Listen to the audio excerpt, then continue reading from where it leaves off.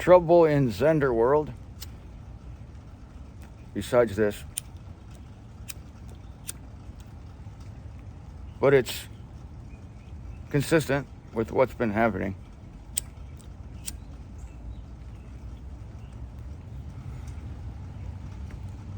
Yesterday, I recorded Thursday's show, which was on the non-revival of the Roman Empire. An important show, I thought. So, as I always do, when I'm in my studio, I'm recording the video with my camera and the audio with my microphone plugged into the computer being recorded on, may God condemn it to Hades, QuickTime. QuickTime has been a fair servant up until now. Yesterday, after a 40-minute show, I went to stop the audio, as I always do, and it said, cannot perform this function. And my audio disappeared. The audio went away. I went to all sorts of YouTube videos trying to figure out how to retrieve the audio. Couldn't do it. Audio was nowhere. So I was distraught. And I said, I'm either going to run the crappy audio off my phone, because at the same time it's recording off my phone. I'm recording video and audio off my phone, but I'm recording the real audio, the good audio, into my computer, because you know how obsessive I am with quality. Light and sound, those basics. So, this morning I woke up with a better attitude. I said, well, it was a glitch. It never happened before. And I thought maybe it was because I had a small video that you're going to see. I had a small video I made within the recording. I hit play on a video about the rise and fall of the Roman Empire. And I thought maybe that's what QuickTime didn't like. So I woke up with a new attitude today. I said, I'm just going to restart my computer. I'm going to be brave and go forward. This won't happen again, because it's never happened before, even when I've made long videos. I just finished another 40-minute presentation on the non-revival of the Roman Empire. Important video. It is an important video. And what do you think happened? I went to stop the audio recording. Same thing. This operation cannot be... So this is a God thing at this point. So I'm just going to run the video with the crappy audio. I'm going to start the video shortly here. I'm going to run it with the crappy audio. It's a God thing. I'm loath to do it because I'm about quality, and the sound has to be good, and I love that microphone. You do too, and everything's been great, but not this. So since it's a God thing at this point, it's always been a God thing, but you know what I mean. I'm just going to run it with the crappy audio, see what God does with it. In the meantime, I'm never going to use QuickTime again. And somebody in my viewing audience, please tell me a dependable audio recorder. I'm running a Shure microphone through a Vocaster interface into my MacBook Pro into QuickTime. But QuickTime now has fallen into the sucks category. So please, somebody tell me a better recording software, one that's not going to not record your audio. Thank you, and I present you now with Will There Be a Revival of the Roman Empire?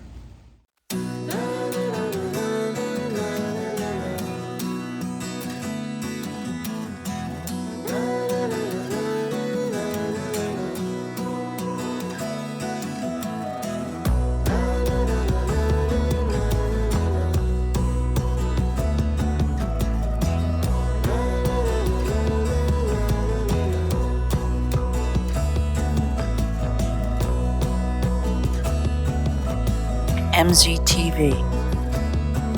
Should we be looking for a revival of the Roman Empire?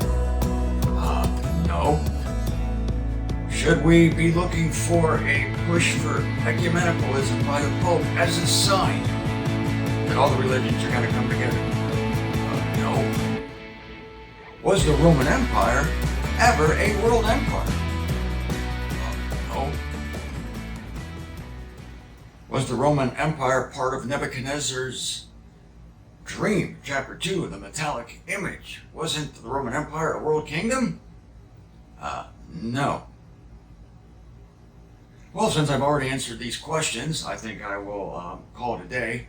No, just kidding. I know you want details, and I'm going to give you detailed information about the so-called Roman Empire and the so-called revival of the Roman Empire that the entire Christian world is looking for. The Christian world is always looking for the wrong thing. As I've said many times, they're looking for an ornate temple to be rebuilt. That'll go right under their noses because the temple will not be ornate. It will not be at the site of the Dome of the Rock. They are looking for an evil Antichrist, some slick, evil, devil-type person who will probably kick cats and have a handlebar mustache. No, that's not going to happen either. And they're definitely looking for a revival of the Roman Empire. So when that doesn't happen, they'll think that the end times aren't quite near enough because, as I told you, the Christians will fall headlong into the end time deception. And so it is so convenient of God to set yet another trap for them to have this false idea about the Roman Empire. I'm going to show you why it's a false idea. They have this false idea. And so because they're looking for something to appear on the horizon that's not here yet, they're going to assume that, well, the end time deception is not here yet because there's no world empire under Rome. And so therefore, we can eat, drink, and be merry. Well, no, not really, because you're going to fall, Christians, you're going to fall headlong into the actual deception, which will be Christianized. How many times have you heard them say the Antichrist is going to be Italian because he's going to be from Rome? It's got to be from Rome. This whole thing with the Roman Empire, it is totally false. Again, they're going to fall in love with the true Antichrist because it's going to be Satan, once again, disguised as a messenger of light. That's his modus operandi. Christians don't understand that at all. And so they're going to swallow the whole thing. They don't realize that they themselves are part of the operation of deception. And they're going to carry the day. And they're going to carry the water for the beast system. They'll be a part of it.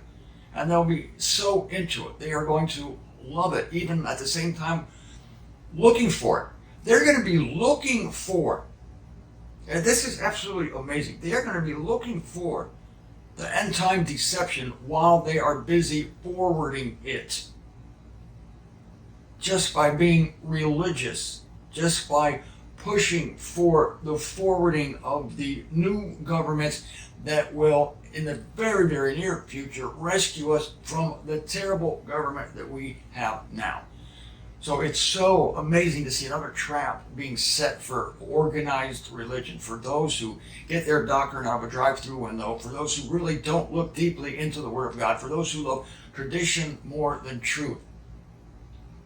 And so I sure as heck don't want any of you thinking that there will be a revived Roman Empire. I bring this up because two of our brothers in my video 2 days ago mentioned that they believed that the Roman Empire would be revived and that the Antichrist will be someone like the Pope who will be pushing for, suggesting, singing songs about all religions uniting. It's not going to be that way at all. Religions will unite, but it will not be because some Pope-like figure strums Kumbaya on his ukulele. It will be because the West, with mechanized destruction, as Daniel says, iron teeth and copper claws, the West will crush the East. It will amalgamate the other religions after stamping them down. And so it is not going to be a gentle call to ecumenicalism, not at all. Let me start by reading the comments from our brothers. And I'm glad they comment. As you know, I invite all sorts of comments, and this is a great teaching moment. I did not know any of our friends here were looking for a revived Roman Empire. I mean, it's a common belief. I can see why it's popular. From Robert Lakey, who's a good friend of mine, makes some great comments. But here he says, I try, But when reading Daniel 7, before that, as you know, I've been teaching that Daniel 7 with the four animals, the Concordant version calls them animals, I think the King James says beasts, come out of the sea. I said that these were four religions, not four national blocks, four religions. And along that line, I was looking for this chart the other day. I couldn't find it, but thanks to Rob Weil in Canada, he sent me this. I remembered how great this chart was. Here's a picture of it.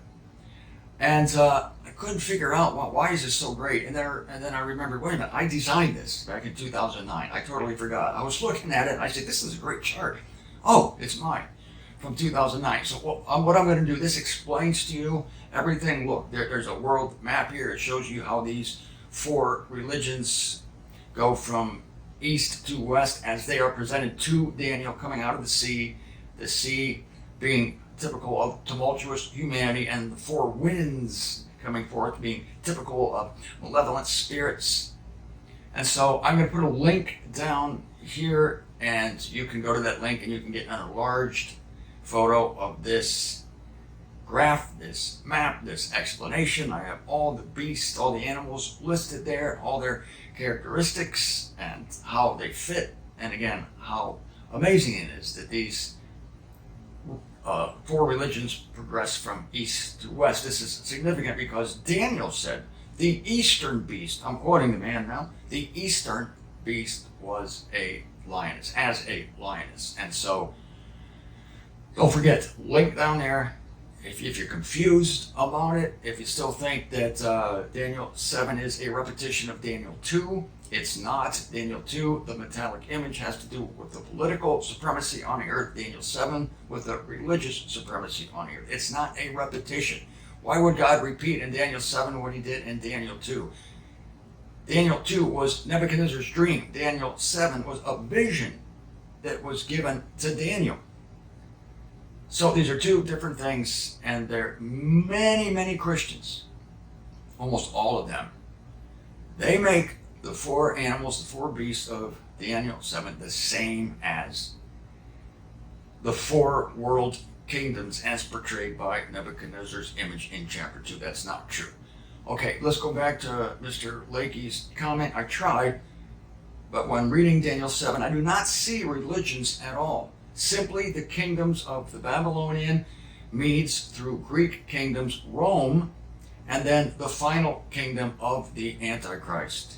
I'm going to show you how Rome was never a world kingdom, and it is not part of the metallic image of Daniel chapter 2. I do see in Revelation a final world religion which looks to me like the Catholic religion led by the false prophet, a pope like the present one, who in the last few years has been encouraging a unification of world religions. And as I told you, world religions will indeed be unified, but it won't be by an encouragement by a guy wearing a Halloween costume in Rome. Note the word Catholic simply means universal. And Mark Haukus, the pirate, the legendary pirate, he agrees with Mr. Lakey, saying, "Hi, Robert, you summed up the basics of how I see Daniel 7. Well, I'm going to change these gentlemen's minds today. That's how confident I am. And if anyone is thinking of a revived Roman Empire, or that the Roman Empire ever was a world empire in the mold of Babylon, Media, Persia, and Greece, well, I will change your mind today on MZTV. Welcome to the show, by the way. I'm Martin Zender. Okay, I never said that, did I? You probably already figured it out. Mark goes on to say, the Roman Catholic Church appears to be the driving force of this world religion, but I'm not sure how that will play out in particulars. Driving force? The Catholic Church is not a driving force in anything. It is neutered. The Pope has no power. The Catholic Church and the Pope is a cartoon. I don't see where this driving force, where Mark gets this idea of a driving force of these world religions. Of course, the Pope comments on occasion about how nice it would be, bring, bring, as he strums his ukulele, for the world to come together, bring, bring, in one happy family. Yes, the priests the Brahmins, the rabbis, the pastors, Joel Osteen, won't it be wonderful? No. I mean, it is going to happen, but it's going to happen by force. By force. And I'm going to show you that when I go to the scriptures. So my main goal is to make sure that you're looking for the right thing and that you're not deceived with the rest of the world. So now let's go to the scriptures. The first thing I want to show you is in Daniel chapter 7. Of course, I've read this verse earlier this week, but I read this verse to prove to you that this unification of the four religions will not be the result of encouragement by the Pope. In Daniel 7, verse 7, in place of this, I was perceiving in the visions of the night, and behold, a fourth animal, terrifying and dreadful and exceedingly mighty. She had monstrous iron teeth, and she was devouring and crushing and stamping upon the remainder with her feet, the remainder of the beast, the remainder of them, the rest of them. This is another reason why I say that this dream, this vision Daniel had is so different from Nebuchadnezzar's dream, because in Nebuchadnezzar's dream, he dreamt of a great metallic image with 4 parts. Christians think there are 5 parts. That's part of the trick here. Christians think there are 5 world kingdoms portrayed by the metallic image. You better believe I'm going to go to Daniel chapter 2 and show you how that is not the case. And it is certainly not the case that the amalgamation of the 4 religions of the earth will be a great move of peace inspired by the Pope. No, it is a crushing and stamping upon the remainder. Oh, I know what I wanted to say. Yes, these are contemporaneous. These 4 animals, I mentioned this before, these 4 beasts are existent at the same time. That has to be the case for the 4th beast, Christianity, which is Christianity, the most Western beast, to stamp the remainder of them. They're still existing when the 4th beast rises to power. In chapter 2 of Daniel, on the other hand, we have successive kingdoms. First the Babylonian Empire, then the Medo-Persian Empire, then the Grecian Empire, and then a yet future empire. I'm going to show you where Christians go wrong on this, and I don't want anybody to be looking for something that's not going to happen. We are looking at, a violent conquering. So let's go to Daniel chapter 2. I'm going to poke fun at the Pope a little later. I'm going to show you the Pope does have power, and I'm going to show you the power that he does have a little later in this video. I'm going to go to Daniel chapter 2, and let's start in verse 36. This is the dream, and its interpretation shall we state before the king. You, O king, are the King of kings, you to whom the Eloah of the heavens has granted a safeguarded kingdom and might and honor and esteem. Wherever they are abiding, the sons of mortals, the animal of the field, the flyer of the heavens, and the fish of the sea, he has granted them into your hand and has given you authority over them all. You yourself are the head of gold. I want you to look here right away. This is a criteria for a worldwide kingdom. Wherever they are abiding, the sons of mortals, i.e. human beings, even the animals of the field, wherever they might be, the flyers of the heavens, the fish of the sea, you are over them all, King Nebuchadnezzar. That is a world kingdom. In your place, verse 39, another kingdom shall arise inferior to you, that is silver, and another kingdom, the third, that is copper, which shall have authority in all the earth. Now, before I get to the 4th kingdom, this is very important. This is the kingdom that the Christians split into 2. I'm going to show you how they do it and why they do it. I should have done this right away, but let me just reveal to you again Nebuchadnezzar's dream. You, O king, were perceiving, and lo, one great image. The image was grand, its aspect excelling, set up in your view, and its appearance was terrifying. This image, its head was of good gold, its chest and its arms were of silver, its belly and its thighs of copper, its legs of iron, its feet, part of them of iron, part of them of clay. You were perceiving until a stone was severed from a mountain, not by hands, and it collided with the image at its feet of iron and clay and pulverized them. Then all at once the iron, the clay, the copper, the silver, and the gold were pulverized and became as chaff from summer threshing sites, and the wind lifted them up, and no trace at all was found of them. Back to the interpretation. The fourth kingdom shall be mighty as iron. Now, let me mention that the second kingdom of silver, it was an inferior kingdom because silver is inferior to gold, and yet it was nevertheless a world kingdom, and so it had the same qualifications for a world kingdom as mentioned by Daniel concerning Nebuchadnezzar, which is authority over every human being, every animal, every bird, every fish. This was the same thing under Cyrus and the Medo-Persian Empire. And the third kingdom, the belly and thighs of copper, being Alexander the Great. These are historical kingdoms.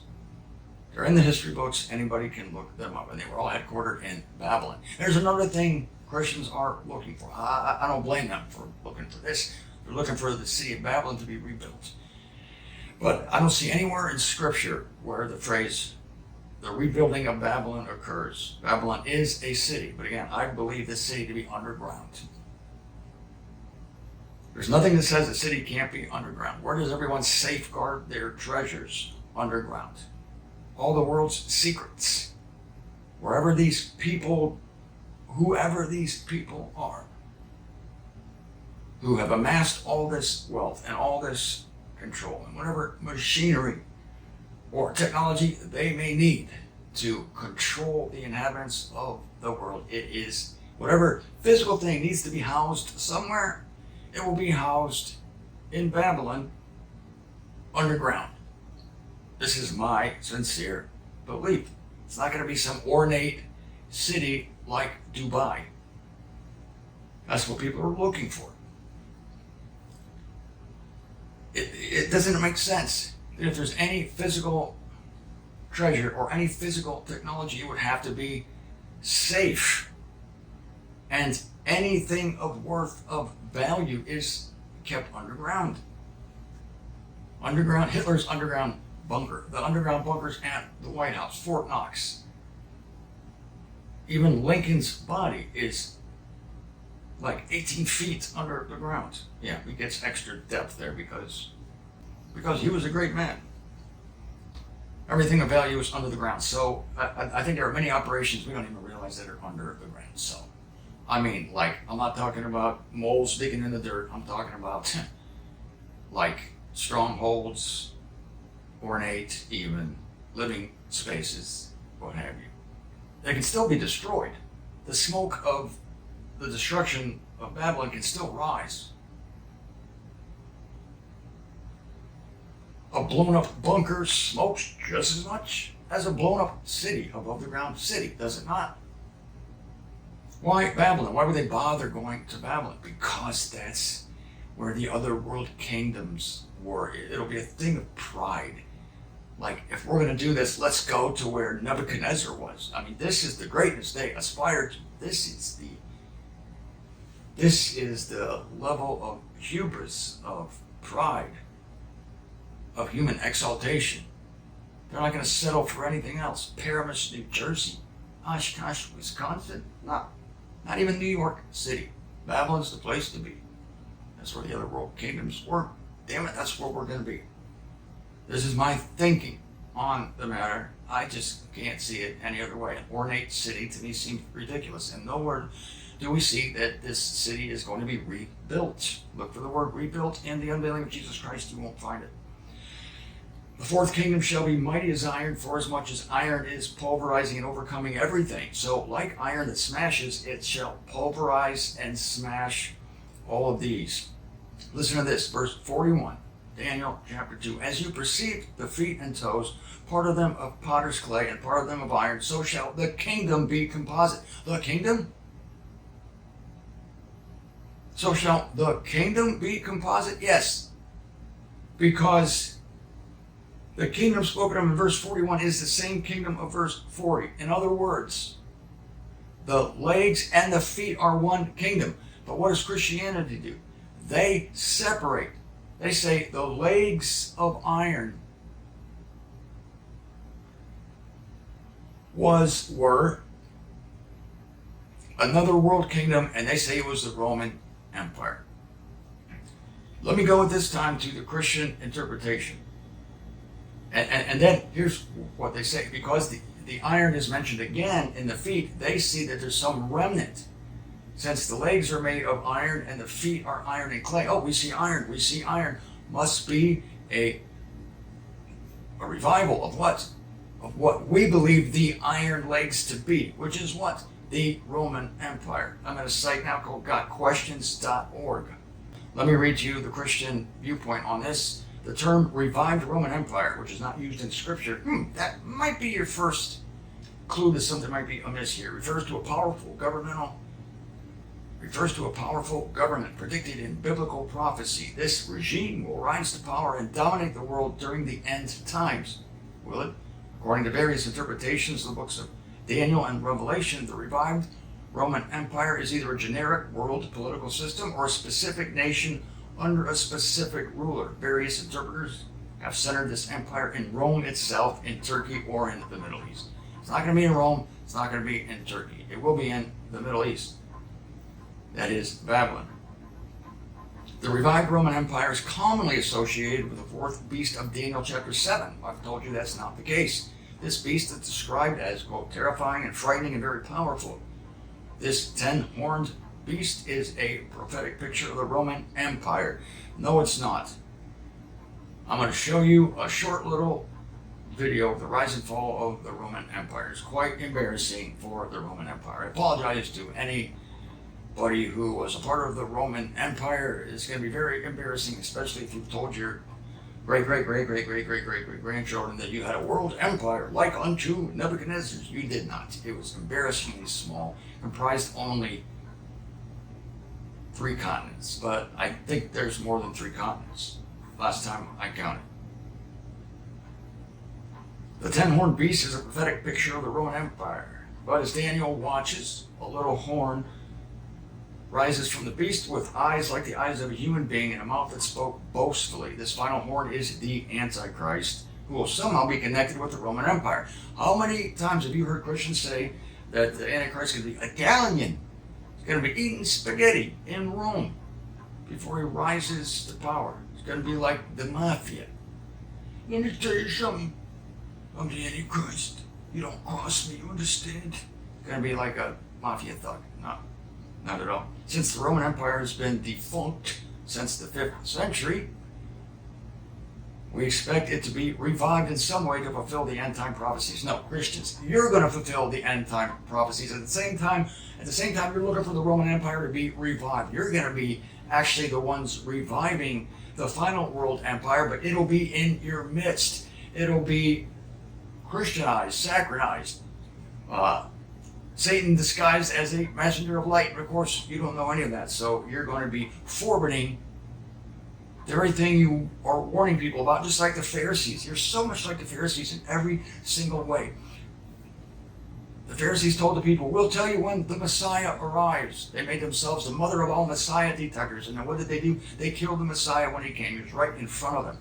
These Christians will be living in and promoting the final world kingdom. It's going to be operating in their midst. And while that's going on, they'll be scanning the parapets, waiting for the revival of the Roman Empire. No, it's already happening. It's going to take them completely unawares. Completely. And when the tribulation starts in earnest, in the middle of the last 7 years, I just can't even imagine the appalling shock and the sickness and the weeping and the gnashing of teeth and the love of many growing cold. I feel pang of pain for it. I don't take any joy in telling you about it. It's sad. It's extremely sad. And they're going to be waiting for the snatching away 3 years after the snatching away.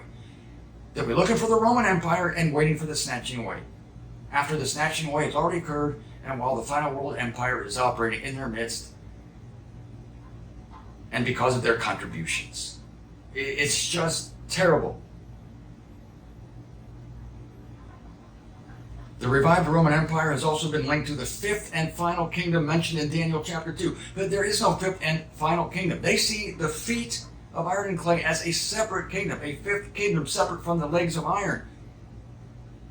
But as I just told you, I'm going to read it again in Daniel chapter 2. The fourth kingdom shall be mighty as iron. This is the iron legs. For as much as iron is pulverizing and overcoming everything, so like iron that smashes, it shall pulverize and smash all these. As you perceive the feet and toes, part of them of potter's clay and part of them of iron, so shall the kingdom be composite. The kingdom, referring to the same kingdom of verse 40. Verse 41, speaking of the feet of iron and clay, is speaking of the same kingdom of verse 40. The legs and the feet are all one kingdom. That's where they're making a mistake. They make two mistakes here. One, thinking that the legs and the feet are separate kingdoms, and two, thinking that the legs of iron is an historical kingdom, namely the Roman Empire. But the Roman Empire was never a world kingdom. Again, hang on, I'm going to show you that. It was never a world kingdom. So they're making two giant mistakes here. So let's go back to the article at gotanswers.org, gotnothing. Oops. The revived Roman Empire has been linked to the fifth and final kingdom mentioned in Daniel chapter 2. This passage concerns Nebuchadnezzar's dream of an image made of various metals.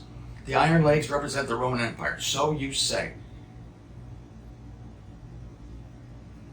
Let's just do it now.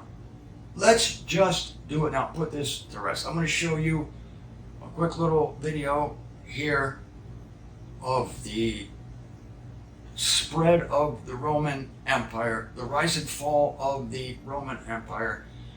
We're going to go from like 560 BC to 1500 AD, and you're going to see that the peak of the Roman Empire was around the year 117 AD under Trajan. Trajan was, yes, one of the emperors of Rome, and he brought the Roman Empire to its apex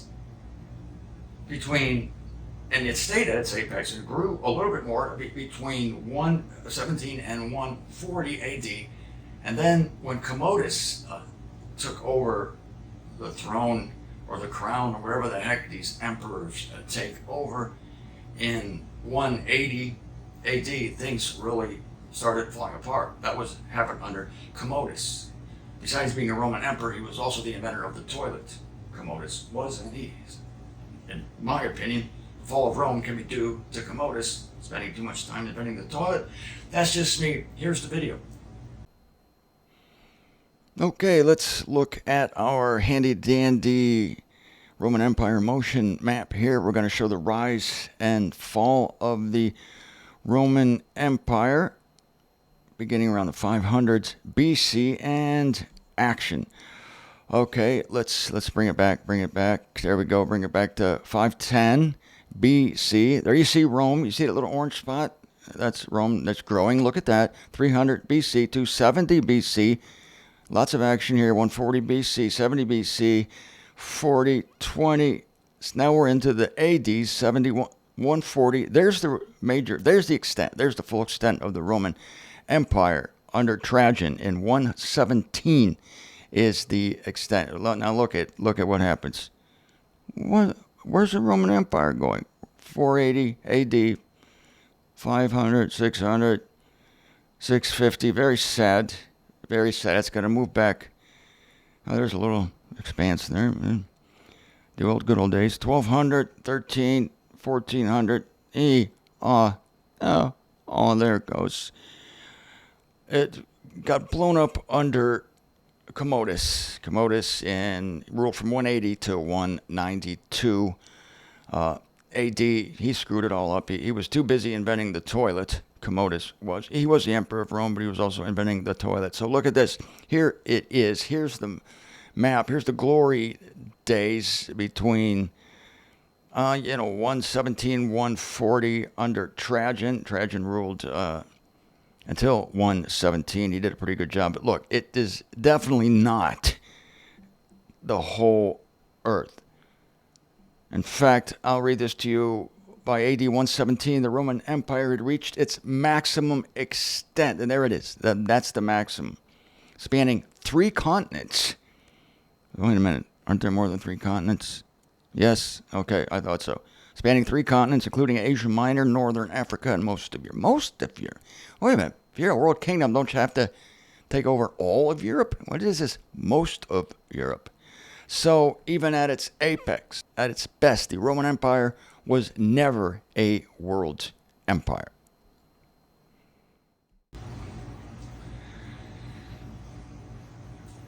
So that should put to rest any ideas out there that anybody has, including our brothers, that the Roman Empire was ever a world empire. And as I said, 3 continents doesn't cut it.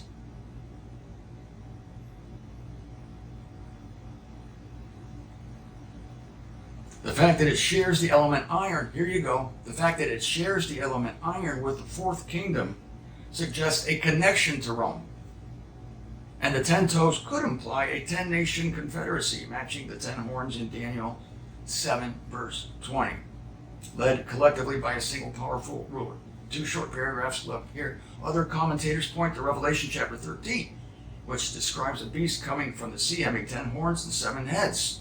This depiction connects it to the 4th beast of Daniel 7, which also has 10 horns. Yes, the 4th beast of Daniel 7 is a religious entity that joins forces with the world empire. This is what John saw. He saw the harlot riding on the back of the beast. He was shocked, couldn't believe it. It was apostate Israel riding on top of the nations and actually commandeering the nations. It was illicit, as I've said before, for a Jew to commingle with the nations, let alone commit adultery. This is why John was shocked by the vision.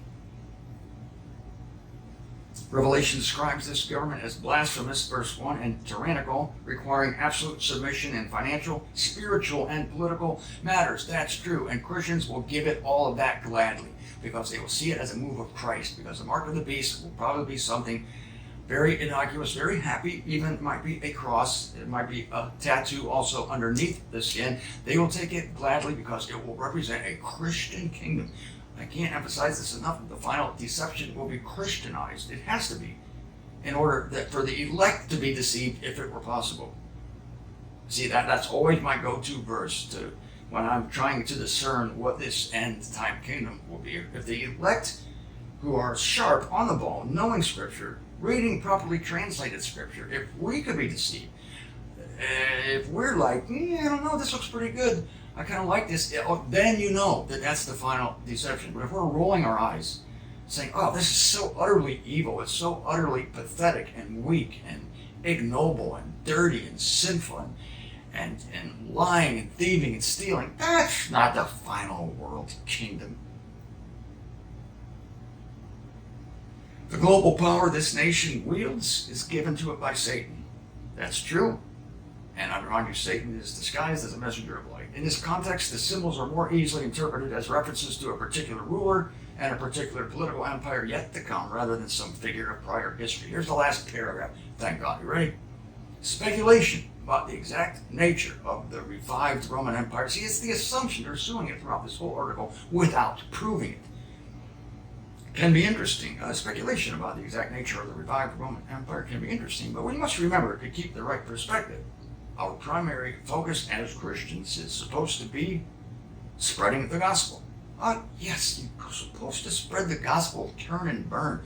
Please pay attention to your first priority. Your first priority is to scare the shit out of everyone.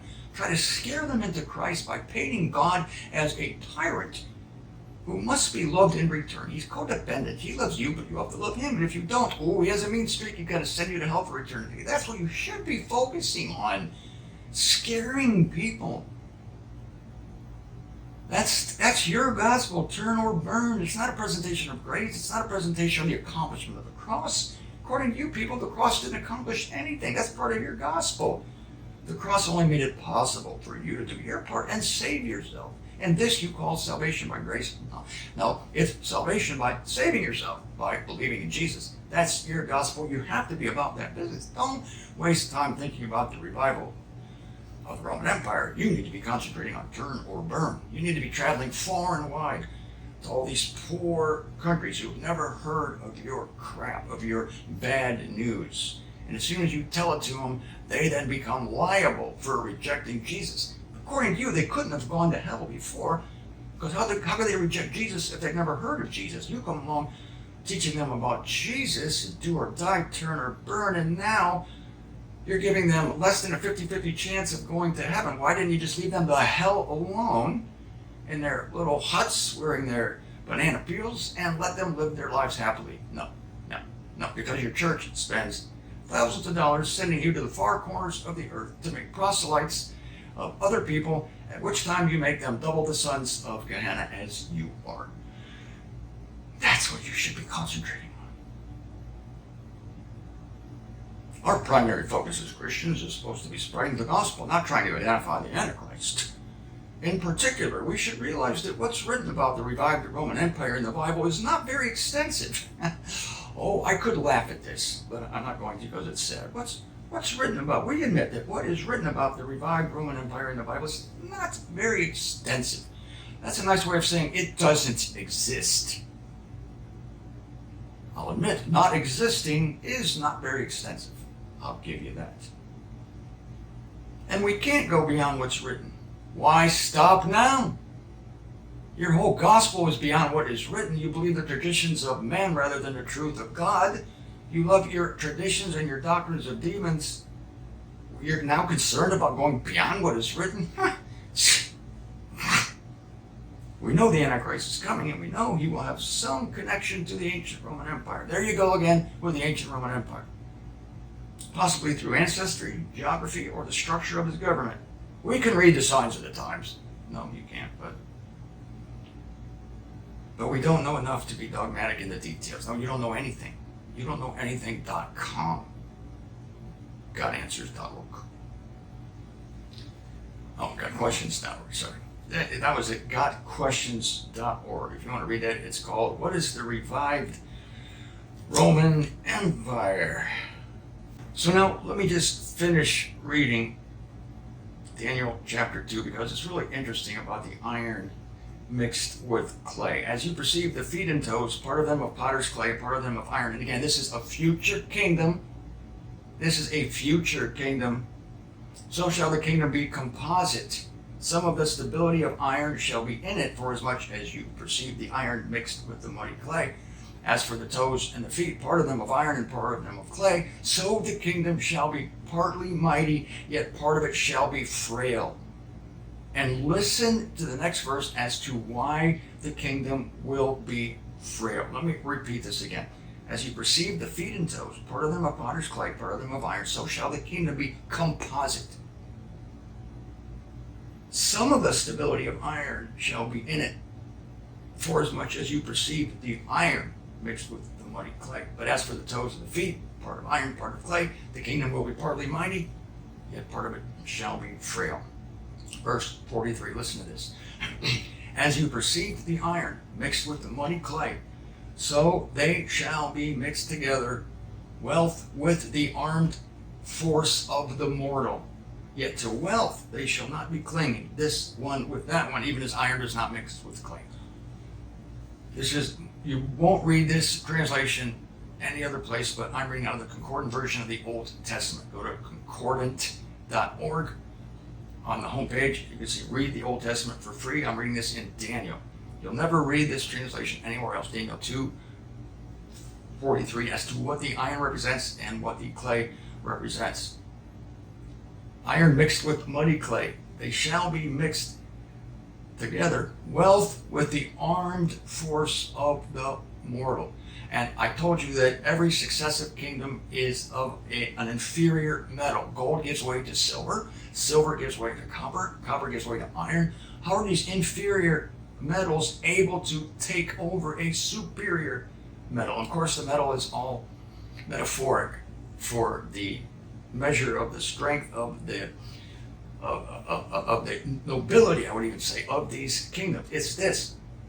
Because every subsequent kingdom has more money and more force. The kingdoms don't take over because of some great nobility or some great vision or some beating of the heart to give the people what they want. Food and plenty, peace and prosperity. No, it's the fact that they have lots of money and lots of weapons. Wealth with the armed force of the mortal. That's what the clay and the iron represent. This kingdom starts strong. Legs of iron start strong, but then when it gets to the end, it is weak, because the more it goes, the richer it becomes, which you would think, wow, that's good. No, that's bad. And the more power it has, but wealth does not mix with the armed force of the mortal. That is what the Word of God says. And that's why this kingdom will be weak at the end, and it will be destroyed by God. And I love that from the Word of God. Now, this has been a heavy video. I'm going to end with a light note. I did find out, in fact, that the Pope does have authority, does have power, does wield control over a kingdom. And that kingdom is Vatican City. Yes, ladies and gentlemen, Vatican City. 120 acres with a population of 764 people. This is the kingdom ruled by the Pope. This is the power of the Pope today. Vatican City. He controls every single acre of the 121 acres. And the 764 people in Vatican City look up to him, do homage to him, obey him. He's the sovereign Lord and the great influencer of Vatican City. And if you were to ask me for a number, like how could you possibly measure the power of the Pope, the great influence of the Pope? There is a measure. I found this, and the answer is, I'm not even joking, the power of the Pope is 100 megawatts. Hold on. About a decade ago, the Vatican spent $660 million on a massive 100 megawatt photovoltaic installation that would effectively be Europe's largest solar power plant. Now complete and in operation, the installation of this array has not only made Vatican City the first solar-powered nation-state in the world, but according to the state's official newspaper, it is now the greenest state in the world. Congratulations, Pope, as Vatican City is also the smallest state in the world, 121 acres. Not a big country, not a big state there, but the Pope can now power all of its households with renewable energy. The Pope. This guy, I'll tell you one thing. I may not know for sure who the Antichrist is going to be, but it's not going to be Mr. 100 megawatt.